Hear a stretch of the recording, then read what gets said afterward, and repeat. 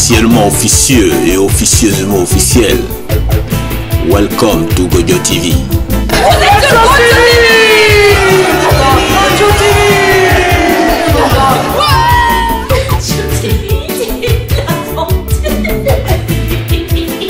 Donc, bonjour Véronique. Bonjour Ag. Ton expo s'enchaîne. Alors, qu'est-ce qu'on peut dire Mon expo, enfin le premier accrochage de ce travail s'achève aujourd'hui, effectivement. Mais pour moi, j'espère que cette expo, comme la plupart de mes expos d'ailleurs, j'espère qu'ensuite elle va continuer à vivre dans d'autres lieux et pour pouvoir toucher d'autres personnes. Donc ce que j'ai fait avec ce travail-là, qui est un travail à peu près que j'ai réalisé sur 6 mois, j'ai travaillé autour de la violence faite aux femmes. C'est un sujet sur lequel j'avais déjà travaillé lors d'expositions précédentes. Et là, je me suis dit qu'au-delà de la violence, il fallait travailler aussi sur l'après, donc sur la reconstruction, et puis aussi essayer de faire bouger les lignes par rapport à quelque chose qui me paraît fondamental aujourd'hui au niveau des pouvoirs publics, c'est-à-dire la gestion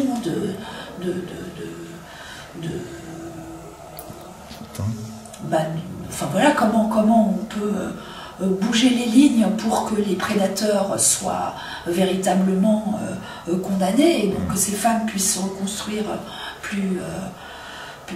de meilleure façon, parce qu'aujourd'hui pour moi c'est un des gros problèmes, la façon dont les violences sont traitées aujourd'hui.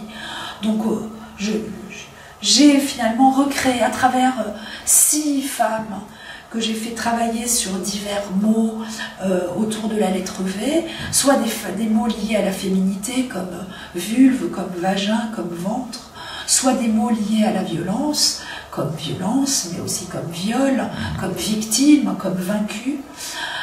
Donc je suis allée jusqu'au féminicide, mais ensuite, surtout, j'ai travaillé sur la reconstruction, avec des mots comme vérité, comme volonté, avec aussi des mots comme voir, et aussi avec des mots comme verso, puisque ce que je te disais tout à l'heure, c'est que aujourd'hui, ces femmes qui ont le courage d'aller porter plainte, de s'engager dans ce processus qui est quand même énormément violent, et bien finalement, derrière, on a une justice qui fait très mal son travail, puisqu'aujourd'hui on estime que 0,6% seulement des viols aboutissent à une condamnation. Et il y a énormément de dossiers classés sans suite, parce que les critères aujourd'hui ne sont clairement pas les bons. Et donc voilà, donc il y a ça, et puis comme disait Bernard tout à l'heure, j'ai aussi travaillé sur des mots comme vivre, avec le fait de pouvoir se relever pour finir par un mot comme victoire. Donc c'est un travail qui est photographique, mais sur un certain nombre de tirages, j'ai reprisé ces tirages, tu vois, bon là j'ai écrit, et j'ai aussi reprisé. Et je tiens à dire que j'ai reprisé, j'ai pas brodé. Aujourd'hui le travail de brodeur, c'est un travail, les stars de la broderie, c'est les hommes déjà, alors que les femmes, les personnes qui reprisent, c'est toujours des femmes, c'est des petites mains. Et puis surtout, le reprisage, c'est un travail de réparation, de cicatrisation, c'est un travail qui permet de redonner vie à quelque chose qu'on aurait jeté, des chaussettes trouées, si elles ne sont pas reprisées, on les balance à la poubelle. Et donc pour moi, c'est important de dire que ces photos, je ne les ai pas brodées, je les ai vraiment reprisées pour aider à se réparer et aider à cicatriser. Mais ton travail, ça consiste à sensibiliser les violeurs et aussi le système, non? Je pense que il s'adresse plus au système que violeurs, parce qu'à mon avis, les violeurs, ils sont hors du truc. C'est des gens délinquants, malades.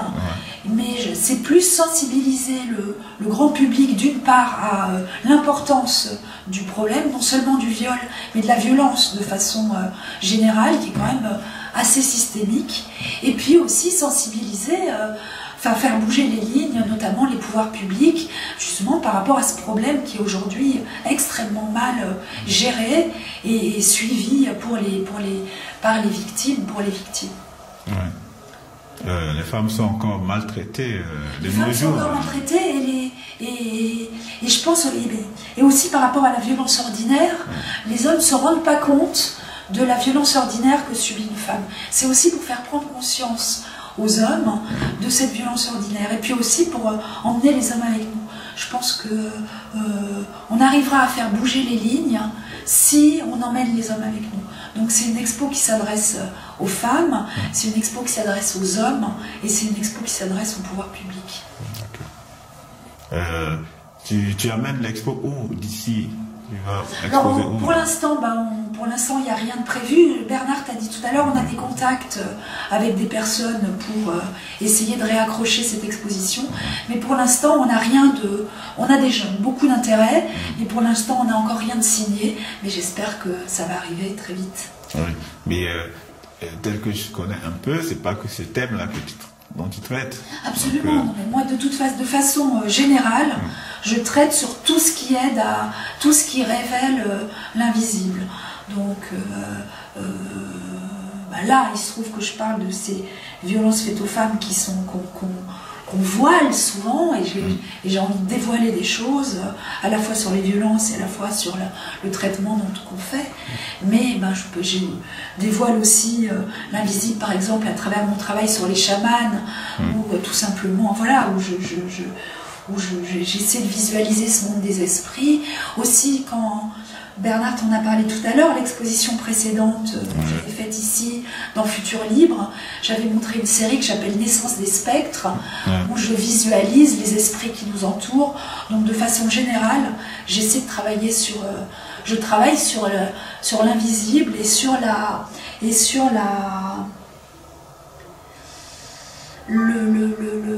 beauté et la capacité à faire rêver et faire se sentir mieux. Donc mieux dans le cas des violences et bien dans le cadre de travail, justement en révélant cet invisible. Comment la force de l'esprit, comment la force de l'imaginaire peut aider à se sentir bien. Toi qui as fait beaucoup de voyages à travers le monde, est-ce que, bon, c'est pas le moment de faire le résumé de tout ça, mais est-ce que tu penses que les choses ont quand même bougé? Quand tu allais en Inde et tout ça, est-ce que les choses ont un peu bougé? Je pense que les choses bougent un petit peu, mais je pense que globalement il y a encore beaucoup de travail, beaucoup de travail, et les choses bougent. Les choses ne bougent pas toujours dans le bon sens non plus. Tu vois, en Afghanistan, avec le retour des talibans, les femmes qui allaient à l'école, de nouveau, ne vont plus à l'école. Donc, ce qui est sûr, c'est que c'est toujours à elles les dindons de la farce. Et que je pense que globalement, le monde ira mieux le jour où la condition des femmes ira mieux. Voilà, c'est les femmes, en fait c'est toutes les minorités, le problème c'est toutes les minorités, encore que les femmes ce ne soit pas vraiment une minorité, mais c'est les femmes, c'est les homosexuels, c'est globalement toutes les classes défavorisées. Ouais. Tu m'as l'air très politique. Non, enfin c'est pas. Je pense que le mot politique n'est pas le bon mot. D'accord. C'est humaine. Le vrai mot c'est humanité, plus que politique. Mais certaines des solutions ne peuvent être que politiques. Ouais. Tu vois, tout à l'heure quand je parlais des pouvoirs publics à réveiller, je pense que si politiquement, par exemple en France, par rapport à ces histoires du traitement, en France, mais un peu partout, par rapport à ces histoires de traitement judiciaire des violences, si les politiques ne bougent pas, ça ne bougera pas. Mais je pense qu'il faut faire bouger les politiques et que c'est les êtres humains qui peuvent faire bouger les politiques. Ils ne bougeront pas tout seuls. Ils n'ont pas envie de bouger tout seuls. Donc ils bougeront que si on les force un peu à bouger. Donc j'espère que ce travail peut être des petits travaux de colibri qui peuvent aider à faire bouger les lignes par rapport à tout ça. C'est là où ton rôle est important, de toute façon. Tu attires l'attention sur les gens puisque tu parles du monde. Même quand on parle des humains, c'est nous qui mettons les politiques en place. Tout à fait. Donc, tout à fait. En tout cas dans nos démocraties, c'est nous qui mettons les politiques en place, oui. Donc il faut que les politiques nous ouvrent grand la porte pour mieux passer le message. Oui, il faut que les politiques bougent. Il faut que les politiques bougent, absolument. Bon. De quoi aimerais-tu parler à part de ça? Quoi j'aimerais parler, mais il y a 1000 choses à dire, mais je pense qu'on a besoin, je me répète un petit peu, mais je pense qu'on a besoin de tous, des femmes et des hommes, pour arriver à faire bouger les choses. Parce que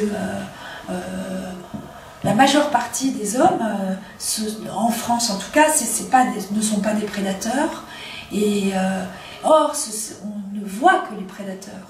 Parce que mais si les non-prédateurs réalisent l'importance du problème et se bougent, ben là on peut faire bouger les choses. C'est ça mon message. Faisons bouger les choses pour mieux pour mieux vivre, pour se reconstruire et mieux vivre dans un monde meilleur. C'est un peu bisounours de dire ça, mais au fond il y a quelque chose de juste, je pense. Ouais. Faisons bouger les choses. Comment tu vois ça? Comment on peut faire bouger? Moi, tu fais des photos, c'est moi bien. Avec mon petit, le problème, c'est faisons chacun bouger les choses avec nos capacités. Moi, en tant qu'artiste, ce que je peux faire, c'est montrer des choses, dénoncer des choses, faire prendre conscience de choses. Et après, j'ai besoin d'un relais. J'ai besoin que d'autres prennent le relais, j'ai besoin que des politiques prennent le relais. Moi, cette expo, j'espère qu'elle pourra être accrochée dans des municipalités, justement pour que eux fassent le relais et puissent faire bouger les choses. Oui. Tu peux me parler d'une photo particulière par exemple celle-là, parce que je trouve qu'elle est assez emblématique de l'exposition. Donc c'est une femme, donc mon expo est autour des femmes, de la violence faite aux femmes, mais aussi de la reconstruction, de la vie et de la victoire possible, si on arrive à faire un peu bouger les lignes par rapport à ce qui se passe aujourd'hui, puisque les violences sont aujourd'hui très mal gérées. Et donc sur cette photo, j'ai d'une part, donc il y a cette femme qui est allongée, avec une posture qui est presque une posture de peinture, enfin qui n'est pas presque, qui est une posture de peinture classique. Et j'ai comme tatoué sur son corps plein de mots en V, puisque cette expo c'est V de la violence à la victoire, plein de mots en V qui correspondent à cette vie de femme, avec d'une part des mots qui sont liés au fait d'être femme aujourd'hui, vulve, vagin, ventre, d'autre part des mots qui sont liés aux violences qu'une femme peut subir aujourd'hui, soit des violences ordinaires. Par exemple, il y a le mot valeur, le fait qu'encore aujourd'hui les femmes à poste égal et compétences égales soient payées moins que les hommes. Et puis les violences, le vol, la violence, le fait d'être victime, le fait d'être vaincu, mais aussi le fait de petit à petit de se reconstruire grâce à leur courage incroyable, donc des mots comme vaillante, comme visible, pour donc oser aller porter plainte et dire ce qui nous est arrivé, vérité, vite, parce qu'il y a certains critères sur lesquels la situation se dégrade aujourd'hui, même dans des pays comme la France, par exemple. Par exemple, pour reprendre l'exemple de la valeur aujourd'hui, il y a plus d'un tiers des hommes de moins de 35 ans qui considèrent qu'il n'est pas anormal qu'une femme à poste égal soit payée moins qu'un homme. Et ce pourcentage est en train d'augmenter. Voilà, Valkyrie, volonté, Vénus, vie, et puis pour finir par la victoire. Et donc ces fils d'or avec lesquels j'ai reprisé la photo. Donc je tiens à dire que j'ai reprisé la photo, j'ai pas brodé la photo. Les brodeurs, c'est des hommes. Les stars des brodeurs, par exemple, c'est Le Sage. Moi, ma photo, elle est reprisée. Puis c'est aussi un travail la reprise, c'est un travail de reconstruction, de cicatrisation, de réparation. C'est les femmes qui reprisent. Et le fait de repriser, justement, ça permet de réparer quelque chose qui aurait été mort, qui aurait été jeté. Et là, on leur redonne vie. En reprisant ces photos, je redonne vie à ces femmes et je les aide à se reconstruire, à cicatriser et à avoir une autre vie. Oui. Je reviens sur la première partie, la violence. Est-ce que tu n'es pas un peu sur le terrain du pessimisme, on va dire? Je suis sur le terrain de la réalité, je suis sur le terrain de la réalité. Les femmes battues, les femmes violées, les femmes violentées. Donc ça, c'est pour les violences les plus extrêmes. Et puis de la violence quotidienne aujourd'hui. Je n'ai plus exactement le chiffre en tête, mais la très très grande majorité de femmes n'osent pas s'habiller comme elles le souhaitent. Une très grande majorité de femmes hésitent à faire des activités seules, hésitent à sortir seules le soir. Et en France, en 2023, sont les chiffres de l'Observatoire sur le sexisme en France qui datent de 2023, et avec des chiffres qui malheureusement ont tendance à se dégrader. Donc c'est une vérité. Ok. On espère que ça va bouger. On espère est que quand ça va même en bouger. 2024, ça Tout va. à fait. On espère que ça va bouger.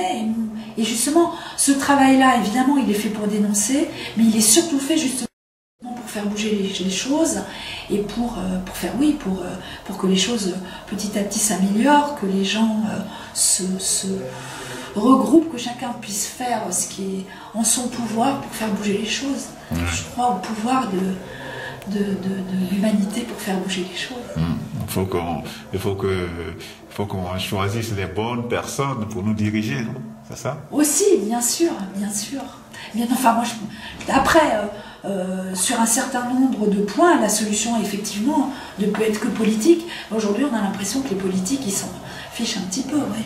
Mais, ou alors qu'il y a des grandes déclarations d'intention, et derrière, on ne voit pas encore bouger les choses. Mais moi, j'y crois, je crois qu'on peut faire bouger les choses. Je ne m'y connais pas bien, mais les politiques, ils font quand même ce qu'on leur demande de faire. Je ne sais pas, Sinon, je sais pas dans quelle mesure on peut agir, mais si on ne fait rien, on est sûr que ça ne bougera pas. Oui. Merci Véronique. Ben, merci à toi. Voilà. C'était Véronique Durruti.